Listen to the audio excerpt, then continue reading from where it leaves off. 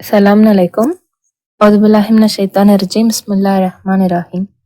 இன்ஷால்லா இன்னைக்கு பார்க்க போற submitters perspective article October 2016 edition titled the Quran. ஆரம்ப காலத்துல இருந்தே இந்த உலகம் நிறைய நம்பிக்கைகளையும் நிறைய கோட்பாடுகளையும் பார்த்திருக்கு. அதுல சிலது தெய்வீக தன்மையோட நம்முடைய கடவுளால வெளிப்படுத்தப்பட்டதா இருக்கு. அவருடைய நபிகளுக்கும் அவருடைய தூதர்களுக்கும் அவருடைய வேதங்கள் மூலயமா கடவுள் வெளிப்படுத்தியதா இருக்கு. சப்மிஷன் அப்படின்றது, சரணடைதல் அப்படிங்கிறது ஒரு மார்க்கமா இருக்கு. என்ன மார்க்கம் அப்படின்னா, நம்ம கடவுளுடைய பரிபூர்ணமான அதிகாரத்தை உணர்ந்து அவர் மட்டும்தான் எல்லா சக்தியும் உடையவர் அப்படின்ற ஒரு அசைக்க முடியாத ஒரு நம்பிக்கைய நம்ம அடையிற ஒரு மார்க்கமா இருக்கு. அவரை தவிர எந்த ஒரு விஷயத்துக்கோ எந்த ஒரு நபருக்கோ எந்த சக்தியுமே இல்லை அப்படின்றத முழுசா நம்புறது. சரணடைதல் அப்படின்ற ஒரு மார்க்கம் ஆப்ரஹாமோட தொடங்குது. அண்ட் அதுல இருந்து கடவுளுடைய தூதர்கள் மூலயமா இந்த உலகம் ஃபுல்லா அது பரவுது. அவங்க கடவுளுடைய தூது செய்திய இந்த உலகம் ஃபுல்லா பரப்புறதுக்கு உதவியா இருந்தாங்க. குரான் அப்படின்ற வேதம் அரபி மொழியில வெளிப்படுத்தப்பட்ட ஒன்னா இருக்கு. அண்ட் அது கடவுளிடமிருந்து வந்த வார்த்தை, அவருடைய வார்த்தை அப்படின்னு நம்ம நம்புறோம். கணித ரீதியாகவும் இது நிரூபிக்கப்பட்ட ஒரு விஷயமா இருக்கு. இப்போ கரண்டா எந்த ஒரு வேதமும் மார்க்க ரீதியா எந்த ஒரு வேதமுமே அது எப்படி இறக்கி அனுப்பப்பட்டுச்சோ அந்த நிலையில அது இல்லை. அந்த வெளிப்பாடு கொஞ்சம் கொஞ்சமா இறக்கி அனுப்பப்பட்டிருந்தாலும் அது முழுமையா இறங்கி வந்திருக்கு, அரேஞ்ச் பண்ணப்பட்டிருக்கு அண்ட் துல்லியமாக தொகுக்கப்பட்டிருக்கு அந்த சர்வ வல்லமையுடையவர் நாடியபடி. சூரா 5:3 அல்லாஹ் சொல்றாங்க, அவுதுபில்லாஹிமினஷ்-ஷைத்தானிர்-ரஜீம். பிஸ்மில்லாஹிர்-ரஹ்மானிர்-ரஹீம். இன்று உங்களுடைய மார்க்கத்தை நான் நிறைவு செய்து விட்டேன். உங்கள் மீது என்னுடைய அருட்கொடையை பூர்ணமாக்கினேன். மேலும் உங்களுக்கான மார்க்கமாக அடிபணிதலை நான் விதித்துள்ளேன். சூரா 24:54. கடவுளுக்கு கீழ்ப்படியுங்கள், மேலும் தூதருக்கு கீழ்ப்படியுங்கள் என்று கூறுவீராக. அவர்கள் மறுத்துவிட்டால் பின்னர் அவருடைய கடமைகளுக்கு அவர் பொறுப்பாவார், மேலும் உங்கள் கடமைகளுக்கு நீங்கள் பொறுப்பாவீர்கள். நீங்கள் அவருக்கு கீழ்ப்படிந்தால் நீங்கள் வழிகாட்டப்படுவீர்கள். தூதரின் ஒரே பணி தூது செய்தியை ஒப்படைப்பதே. ஆதமும் ஏவாளும் இந்த பூமிக்கு இறக்கி அனுப்பப்படுறாங்க. அண்ட் கடவுள் அவங்களுக்கு அறிவை தராங்க. சூரா 2:37. பின்னர் ஆதம் தன்னுடைய இரட்சகரிடமிருந்து வார்த்தைகளை பெற்றுக்கொண்டார். அதன் மூலம் அவரை அவர் மீட்டு கொண்டார். அவர்தான் மீட்பவர், மிக்க கருணையாளர். அவங்க இருட்டிலேயோ அறியாமையிலேயோ அவங்க வாழல. அவங்க உறுதியான நம்பிக்கை வச்சிருந்தாங்க. அண்ட் எந்த கலங்கமும் இல்லாத ஏகத்துவத்தை பின்பற்றினாங்க. மறுமையில நம்பிக்கையுடையவங்களா இருந்தாங்க. எல்லா தூதர்களும் நபிமார்களும் ஒரே ஒரு செய்தியை தான் கொண்டு வந்திருக்காங்க. ஆனா அப்ப இருந்த சூழ்நிலையாலையும் இப்போ நம்மள்கிட்ட இருக்கிற மாதிரி கம்யூனிகேஷன், ஒரு பெரிய கூட்டத்திற்கு என்ன செய்தியை வேணாலும் கொண்டு போய் சேர்த்துடலாம் அப்படின்ற மாதிரி மாடர்னா நம்ம வச்சிருக்கிற தொழில்நுட்பம் எதுவுமே அப்ப இல்லை. அதனால அந்த செய்தி ஒரு குறிப்பிட்ட மக்களுக்கு ஒரு குறிப்பிட்ட நேரத்துல தான் கொண்டு போய் சேர்க்க முடிஞ்சதா இருந்தது. ஆனா இப்போ அப்படி இல்லாம அதற்கு மாறாக குரான் எல்லா காலத்துக்கும் எல்லா மக்களுக்குமான ஒரு வேதமா இருக்கு. சில குரான்ல சொல்லப்படுற சில வசனங்கள் ஒரு குறிப்பிட்ட நிகழ்வை பத்தி சொல்றதா இருந்தாலும் அது நோக்கத்தோட சொல்லப்பட்டிருக்கு. அதுல இருந்து நம்மளுக்கு அல்லாஹ் என்ன பாடம் சொல்லணும்னு நினைக்கிறாங்களோ அது எப்பவுமே எல்லா காலத்துக்கும் பொருந்தக்கூடிய ஒரு பாடமா தான் இருக்கும். சரணடைதல் அப்படின்ற மார்க்கத்தோட தனித்துவமே அது யூனிவர்சலா இருக்கிறது, எல்லாருக்குமே பொருந்தக்கூடிய ஒரு மார்க்கம். ஒரு குறிப்பிட்ட நாடுல ஒரு குறிப்பிட்ட இடத்துல இருக்கிற மக்களுக்காகவோ இல்லை ஒரு குறிப்பிட்ட சமூகத்துக்காகவோ உள்ள மார்க்கம் கிடையாது அது. சூரா 21:107. முழு உலகின் பாலும் நம்மிடமிருந்துள்ள கருணையின் வெளிப்பாடாகவே உம்மை நாம் அனுப்பியுள்ளோம். சூரா 34:28. கடவுளின் உடன்படிக்கை தூதர். எல்லா மக்களுக்கும் நற்செய்தியை தாங்கிய ஒருவராகவும் அவ்வண்ணமே ஓர் எச்சரிப்பவராகவும் ரஷாதே உம்மை நாம் அனுப்பியுள்ளோம். ஆனால் அதிகமான மக்கள் அறிய மாட்டார்கள். குரான் நாத்திகத்தையும் பல தெய்வ வழிபாடையும் மறுக்குது. கலப்படமில்லாத ஏகத்துவத்தை உபதேசிக்குது. இப்ப இருக்கிற மார்க்கம் எல்லாமே கடவுள் மட்டும் அப்படின்றத ஃபோக்கஸ் பண்றது கிடையாது. பாரம்பரிய முஸ்லிம்கள் ஷஹாதாலேயே முகமது நபியோட பேர் எடுக்கிறாங்க. அவங்களுடைய வழிபாட்டிலையும் தொழுகையிலையும் அவருடைய பேரை குறிப்பிடுறாங்க. கிறிஸ்தவர்கள் அவங்க ஏகத்துவவாதின்னு சொல்லிக்கிட்டே ஜீசஸை கடவுளுடைய பையன் அப்படின்னு அவங்க நம்புறாங்க.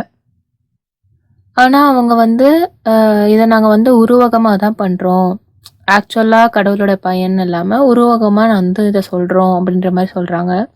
அதே மாதிரிதான் ஹிந்துஸுமே அவங்க இன தெய்வங்கள்லாம் வழிபடுறோன்னு அவங்க சொல்ல மாட்டாங்க.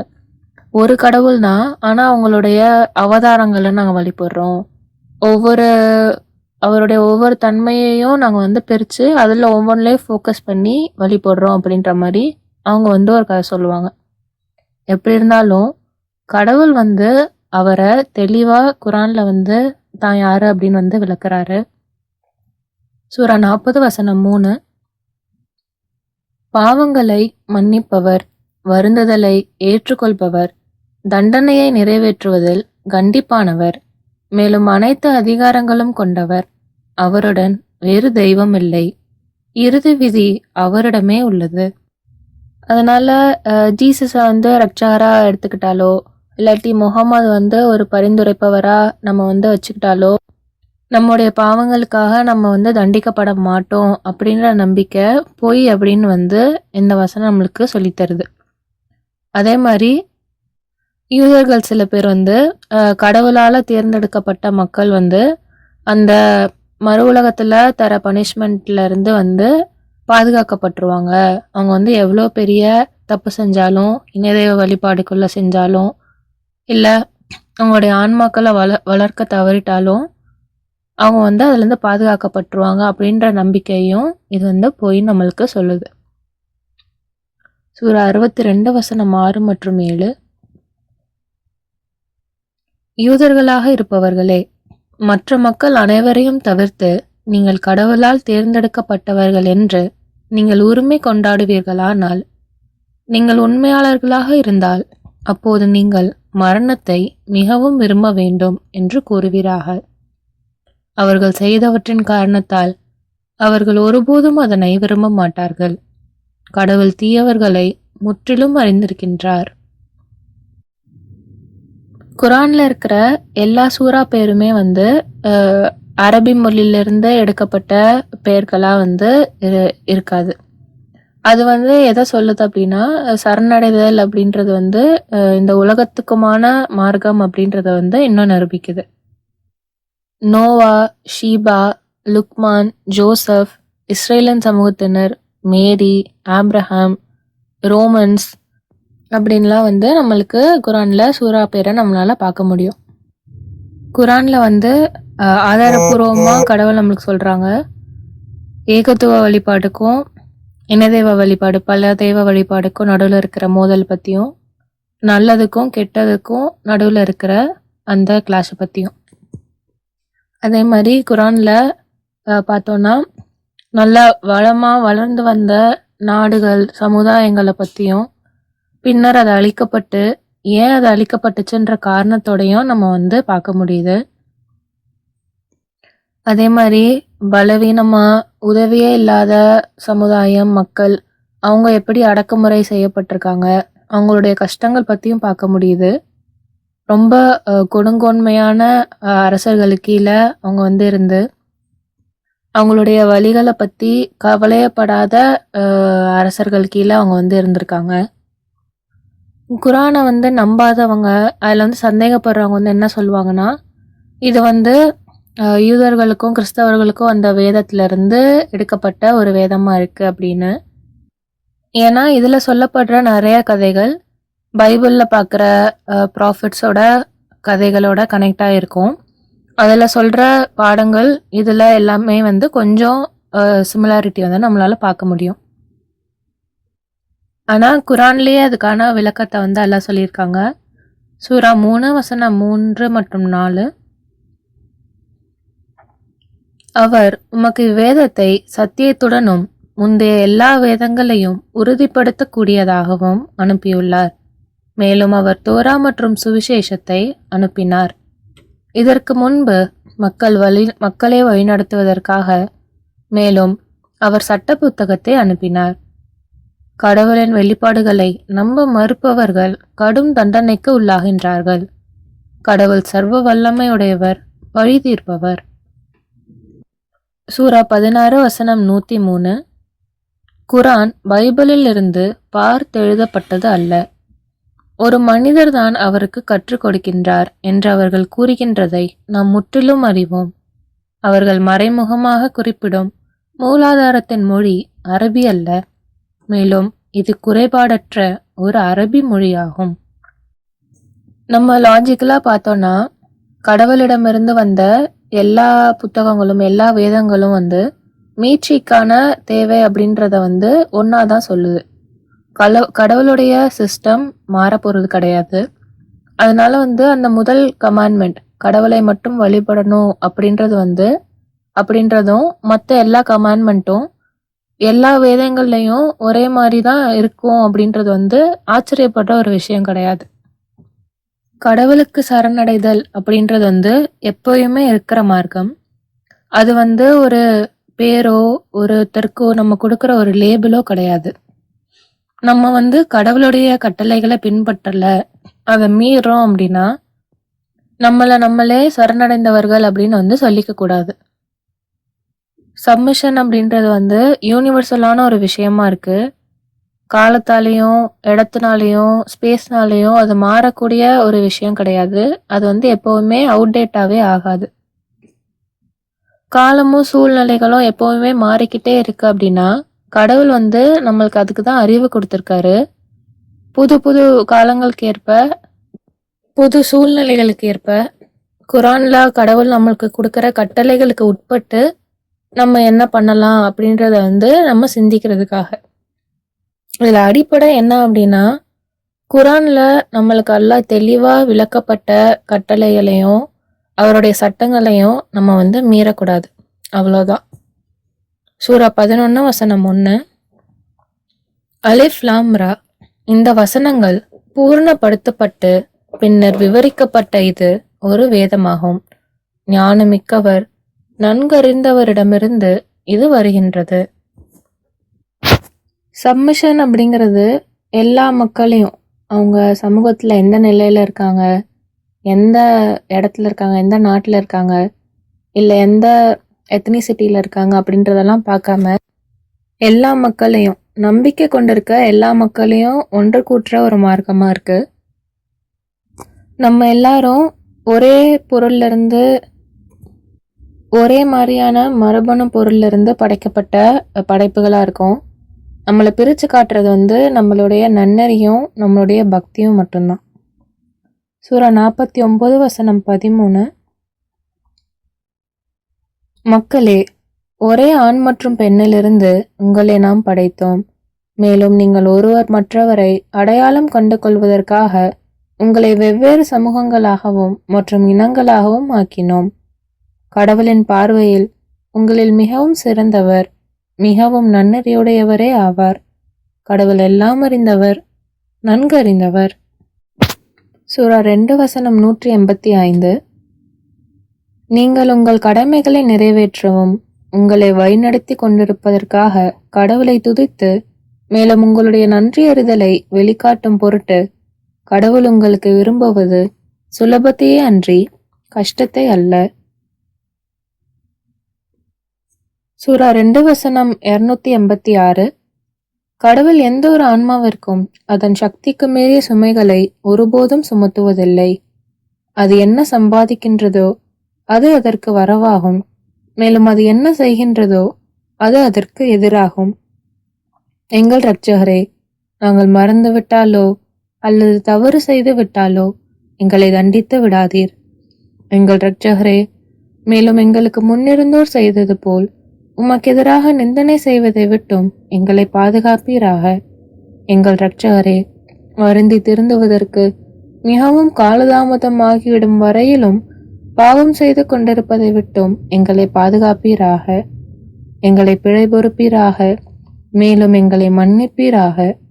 நீரே எங்களுடைய இரட்சகரும் எஜமானரும் ஆவீர். நம்பிக்கையற்ற மக்களுக்கு எதிராக எங்களுக்கு வெற்றியை தருவீராக. நம்ம குரானை மட்டும் பின்பற்றினா நம்மளால அந்த உண்மையான நம்பிக்கையை அடைய முடியும். ஆனா அதற்கான முதல் ஸ்டெப் என்னவா இருக்கும்னா, நம்மளுடைய எண்ணம், நம்மளுடைய நோக்கமாக தான் இருக்கணும். நேர்மையான ஜென்யூனான ஒரு சின்சியரான ஒரு விருப்பமா இருக்கணும். அந்த அந்த நம்மளுடைய குறிக்கோளை நம்ம அடையணும் அப்படின்னு நம்மளுடைய நோக்கம் உண்மையாகவும் தடுமாறாத ஒன்றாகவும் இருந்துச்சுன்னா, அண்ட் கடவுள்கிட்ட நம்மளுடைய முழு மனதோட நம்ம போனோம் அப்படின்னா, நம்மளுடைய மனசாட்சியே நம்ம எப்பெல்லாம் தப்பு செய்கிறோமோ அப்போ நம்மளுக்கு ஒரு அலாரம் பெல் அடிக்கும். அண்ட் நம்மளால கடவுள்கிட்ட இருந்து பாதுகாவல் தேட முடியும்.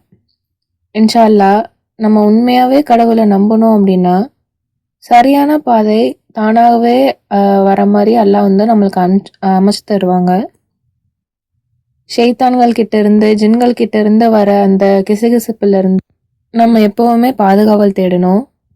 ஷைத்தான் நிச்சயமா உள்ள வர விரும்புவான், ட்ரை பண்ணுவான், அவனால முடிஞ்ச அளவுக்கு ட்ரை பண்ணுவான். அவனுக்கு சண்டை போட ரொம்ப பிடிக்கும். அதனால ஆனால் நம்ம எப்போவுமே கடவுளுடைய ப்ராமிஸை, அவர் நம்மளுக்கு கொடுத்த வாக்குறுதியை நம்ம எப்போவுமே ஞாபகம் வச்சுக்கணும். சூரா 29 வசனம் 69. நமக்காக பாடுபடுபவரை பொறுத்தவரை நமது பாதைகளில் நிச்சயமாக நாம் அவர்களை வழிநடத்துவோம். மிகவும் நிச்சயமாக கடவுள் பக்திமான்களுடன் இருக்கின்றார். இப்போ குரானை பற்றி சொல்லக்கூடிய வசனங்களை பார்த்துட்டு இன்ஷால்லா நம்ம முடிச்சிடலாம் அந்த ஆர்டிக்கல். சூரா 56 வசனம் 77. இது கண்ணியமானதொரு குரான் ஆகும். சூரா 7 வசனம் 204.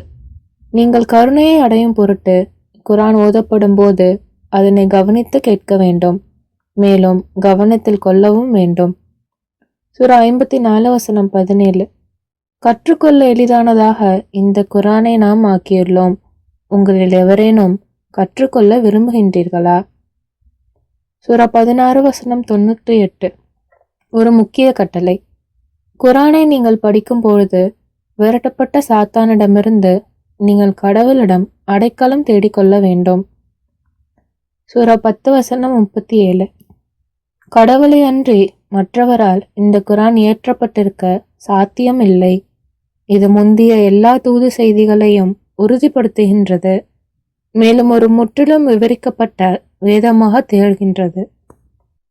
இது சந்தேகத்திற்கு அப்பாற்பட்டது, ஏனெனில் இது பிரபஞ்சத்தின் இரட்சகரிடமிருந்து வந்துள்ளது. சூரா 12 வசனம் 2 மற்றும் 3. நீங்கள் புரிந்து கொள்வதற்காக இதனை ஒரு அரபி மொழியிலான குரானாக நாம் வெளிப்படுத்தினோம். இந்த குரானுடைய வெளிப்பாட்டின் மூலம் மிக துல்லியமான சரித்திரத்தை நாம் உமக்கு எடுத்துரைக்கின்றோம். இதற்கு முன்னர் நீர் முற்றிலும் அறியாதவராக இருந்தீர். சூரா 17 வசனம் 9. இந்த குரான் மிக சிறந்த பாதையை நோக்கி வழிநடத்துகின்றது, மேலும் நன்னறியானதொரு வாழ்வு நடத்தும் நம்பிக்கையாளர்களுக்கு அவர்கள் மகத்தானதொரு பிரதிபலனுக்கு தகுதியானவர்களாகி விட்டார்கள் என்ற நற்செய்தியை கொண்டு வருகின்றது. சூரா 47 வசனம் 24.